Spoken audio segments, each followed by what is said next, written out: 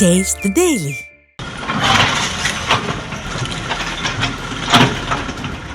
சென்னை வேளச்சேரி ஏரி 265 ஏக்கர் பரப்பில் இருந்த நிலையில் 55 ஏக்கராக சுருங்கிவிட்ட நிலையில் நீதிமன்ற உத்தரவின் மூலம் மீண்டும் அதற்கு விடிவு பிறந்திருக்கிறது. அனைத்து திசைகளிலிருந்தும் ஏரியை ஒட்டியுள்ள குடியிருப்புகளிலிருந்து ஏரியில் கழிவுநீர் விடப்படுவதால் ஏரி மோசமான நிலையை அடைந்தது. இதையடுத்து ஏரியை சுற்றியிருக்கும் ஆக்கிரமிப்புகளை அகற்றி நீர்நிலைகளை மேம்படுத்த நீதிமன்றம் உத்தரவிட்டுள்ளது. இதன்படி வேளச்சேரி ஏரியை சுற்றிலும் சிறிது சிறிதாக ஆக்கிரமித்து கட்டப்பட்டிருந்த வீடுகளையும் நீர்பிடிப்பு பகுதியாக வரையறுக்கப்பட்டுள்ள இடங்களில் உள்ள ஆக்கிரமிப்பு குடியிருப்புகளையும் பல்துறை அதிகாரிகள் ஒருங்கிணைந்து அகற்றும் பணியை முன்னெடுத்திருக்கிறார்கள்.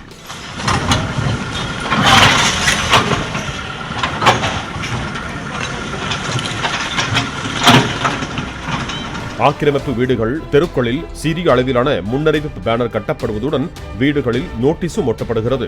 நீர்வளத்துறை, வருவாய்த்துறை, சென்னை மாநகராட்சி, நகர்ப்புற வாழ்விட மேம்பாட்டு வாரியம் என அனைத்து துறையினரும் இணைந்து ஆக்கிரமிப்பை அகற்றும் பணிகளை தீவிரப்படுத்தி இருக்கிறார்கள்.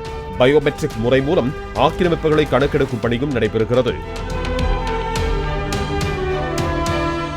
எதிர்ப்பு தெரிவித்து போராட முயன்ற வேளச்சேரி ஏரி ஆக்கிரமிப்பாளர்களை தடுப்புகள் அமைத்து தடுத்து நிறுத்திய போலீசார் பாதுகாப்பு மற்றும் கண்காணிப்பை தீவிரப்படுத்தியிருக்கிறார்கள்.